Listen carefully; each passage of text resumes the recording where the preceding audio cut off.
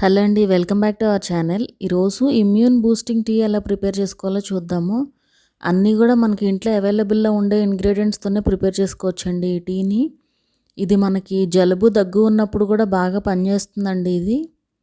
And అలాగే మనకి ఇప్పుడున్న వైరస్ సిచ్యువేషన్లో కూడా ఇది డైలీ 2 టైమ్స్ తీసుకున్నా కూడా చాలా మంచిదండి ఇది. మన బాడీకి ఇమ్యూనిటీ అనేది పెరుగుతుందండి ఈ టీ తీసుకోవడం వల్ల. సో ఇప్పుడు ఈ టీ ప్రాసెస్లోకి అయితే వెళ్ళిపోదాము. ముందుగా ఒక 2 కప్పుల వాటర్ యాడ్ చేసుకోండి. యాడ్ చేసుకుని ఒక హాఫ్ స్పూన్ పసుపు యాడ్ చేసుకుని ఒకసారి ఇలా కలుపుకోవాలి.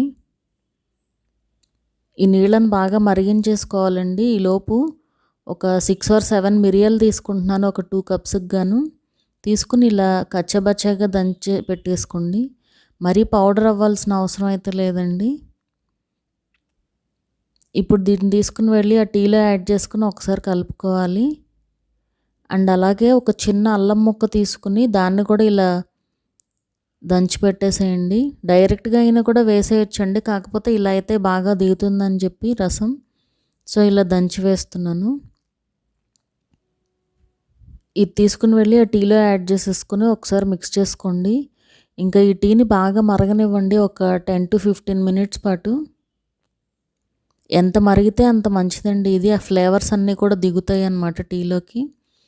అండ్ ఈలోపు ఒక నిమ్మకాయ చెక్క పిండుకోండి. ఒక కప్కి అయితే ఒక నిమ్మకాయ చెక్క సరిపోతుందండి. అలాగే కొద్దిగా తేనె కూడా యాడ్ చేసుకోండి. మీకు తేనె కనుక అవైలబుల్లో లేకపోతే ఈ టీలోనే బెల్లం వేసేస్తే సరిపోతుంది. బెల్లం కరిగిపోతుంది ఇందులో. హనీ ఉంటే మాత్రం ఇలా గ్లాస్లో యాడ్ చేసుకుంటే సరిపోతుంది. ఇలా మరిగాక ఇప్పుడు స్టవ్ ఆఫ్ చేసేసేయండి. స్టవ్ ఆఫ్ చేసుకుని కొంచెంసేపు ఆరాక ఈ గ్లాస్లోకి సర్వ్ చేసుకోవడమే. సో అంతేనండి, ఇమ్యూన్ బూస్టింగ్ టీ రెడీ అయిపోయింది. చూసారు కదా, ఇది కషాయం లాగా కూడా బాగా పనిచేస్తుందండి జలుబు దగ్గుకు కూడా. మనం డైలీ 2 టైమ్స్ తీసుకున్నా కూడా ఏం ప్రాబ్లం ఉండదు. మా వీడియో కనుక మీకు నచ్చినట్లయితే సబ్స్క్రైబ్ చేసుకోండి. అలాగే ఆ పక్కనుండే బెల్ ఐకాన్ కూడా క్లిక్ చేయండి. సో దట్ మా అప్డేట్స్ అన్నీ మీకు వస్తూ ఉంటాయి.